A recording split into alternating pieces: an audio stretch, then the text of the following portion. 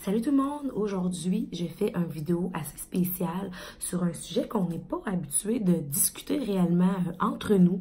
C'est un sujet un petit peu tabou, pas nécessairement agréable à parler parce que ça peut nous remémorer des souvenirs un petit peu tristes. Alors moi, j'ai pensé vous parler aujourd'hui dans mon vidéo de mon expérience que j'ai eue au Salon de la Mort. Alors oui, pour ceux qui trouvent ça spécial, j'ai été à l'exposition du Salon de la Mort au Palais des Congrès.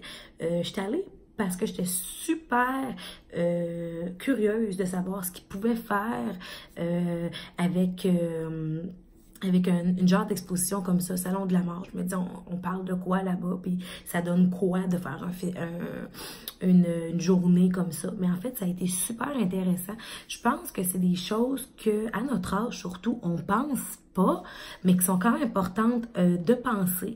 Je sais qu'on se dit qu'on est jeune, puis on se dit qu'on meurra pas tout de suite, puis c'est sûr, on n'a pas le goût de mourir tout de suite non plus, mais c'est quand même important de savoir comment que ça se passe suite à notre départ sur cette terre. Donc, j'ai été m'informer au salon, puis sincèrement, j'ai trippé, j'ai super aimé ça, j'ai trouvé ça super intéressant. Je suis revenue suite à cette journée-là, là-bas, super impressionnée de ce que j'avais entendu, puis un petit peu plus cultivée même, si on peut appeler ça comme ça.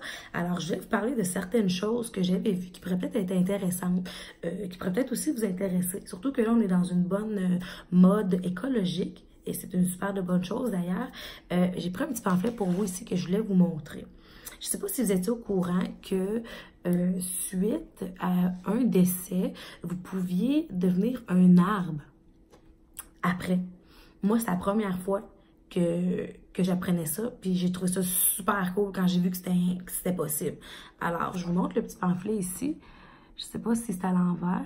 Je sais pas pourquoi ça le montre à l'envers. C'est super plate, mais en fait, ça dit « Roots », la vie après la vie.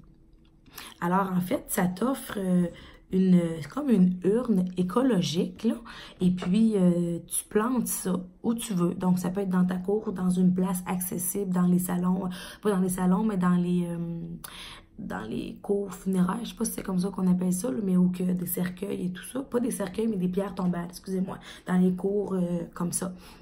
Alors, il y a des places faites pour ça. Alors, tu plantes ça et elle m'expliquait, la madame, qu'après 2-3 semaines, c'était biodégradable. Et puis, avec le temps, ce qui est blanc ici, ça rentre dans le sol. Et là, il y a un arbre qui pousse par-dessus ça. Donc, je trouvais que c'était super le fun. C'est un beau concept. Puis les gens, après ça, ils peuvent aller se recueillir devant toi, mais devant un arbre qui est en vie. Donc, c'était une alternative que je trouvais intéressante, que je compte utiliser. Il y avait aussi, ce que j'étais pas au courant, qui est super intéressante aussi, les urnes Bégin nous offrent plusieurs possibilités. Je vous montre ici dans le catalogue, là. Tu sais, on peut se faire des colliers et puis on peut garder dans les colliers les cendres. C'est vraiment plate parce que je vous montre des trucs puis c'est comme à l'envers. Je comprends pas pourquoi ça fait ça. Mais en fait, c'est ça. Ça s'appelle les urnes Bégin, si jamais vous êtes intéressé d'aller voir. Mais c'est ça, on peut faire plein de beaux petits médaillons comme ça. Fait que ça fait un petit bijou en souvenir de la personne qu'on a perdue. Puis on peut avoir les urnes dedans. Ça peut être intéressant. Mais c'est pas nécessaire. C'est vous qui les séchez. Il y a aussi quelque chose que je trouvais super intéressant, que j'étais déjà d'accord, mais que moi, j'ai pensé faire. Parce que oui, suite à cette journée-là, j'ai préparé mes préparatifs si jamais je quittais, parce que on sait jamais. On sait jamais. Puis je peux vous en parler parce que j'ai perdu 3 personnes dans la dernière année, dont ma meilleure amie, mon premier chum que j'ai eu, ainsi que ma grand-mère. Donc, on sait jamais vraiment quand on part de ce monde, malheureusement. Alors, il y avait une possibilité ici, on le voit dans le pamphlet, de pouvoir faire une petite vidéo. Tu n'es même pas obligé d'aller là-bas. Tu peux la faire de chez toi, une petite vidéo que tu enregistres pour tes proches et qu'eux vont donner dans une petite clé USB qui ressemble à ça ici, là. C'est une clé, là. Puis, ils vont pouvoir voir le message que tu leur as laissé avant de mourir. Je trouvais que c'était super, super, super le fun. Moi, si j'aurais pu avoir cette chance-là par les personnes que j'ai perdues, d'avoir un petit vidéo sur lequel pouvoir me recueillir quand j'ai de la peine pour me pour m'encourager. J'aurais super aimé ça. Alors ça, c'est les... Un cadeau du ciel, ça s'appelle comme ça. La compagnie, c'est Un cadeau du ciel. Donc, vous pouvez les contacter par courriel, uncadeauduciel.ca. Ils ont aussi une adresse web si jamais vous voulez aller voir leur site. Et j'ai vu aussi des belles petites urnes qui étaient super belles et écologiques, là, vraiment pas de pollution, rien. On en voit ici dans ce catalogue-là aussi. Et la dernière affaire que j'ai vraiment trippé, que j'ai déjà tout préparé, mes petites affaires, il y a une compagnie qui s'appelle Union Création. Donc, ils font des mariages, des décès. Ils font aussi, laissez-moi regarder,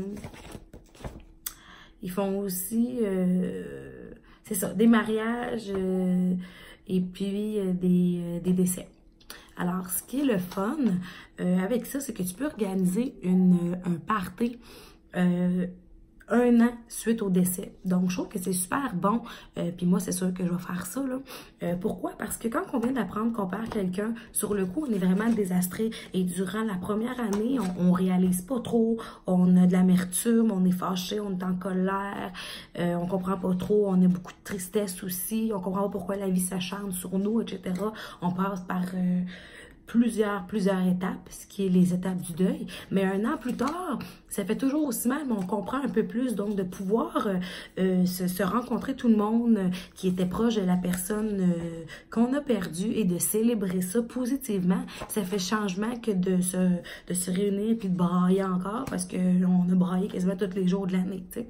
Donc, c'est un peu de ça que je voulais vous parler. Je voulais vous sensibiliser rapidement en vous disant comme quoi que c'était important de prendre connaissance de ces documents-là. Je vous dis pas de préparer vos funérailles dès maintenant, mais de au moins être sensibilisé à ça parce que c'est des choses qui peuvent arriver n'importe quand. Et puis, c'est très, très, très important de savoir de quelle façon vous voulez quitter le monde pour, en fait, de comment laisser vos gens qui sont près de vous dans le deuil. Parce que des fois, il y a des certaines circonstances qui arrivent qui font que quand que les funérailles sont un petit peu plus préparées, c'est moins difficile à passer au travers que d'autres. Donc, c'est ça. Je voulais vous sensibiliser à ça et de peut-être en jeter un petit coup d'œil une fois comme ça, là, à temps perdu. Ciao tout le monde!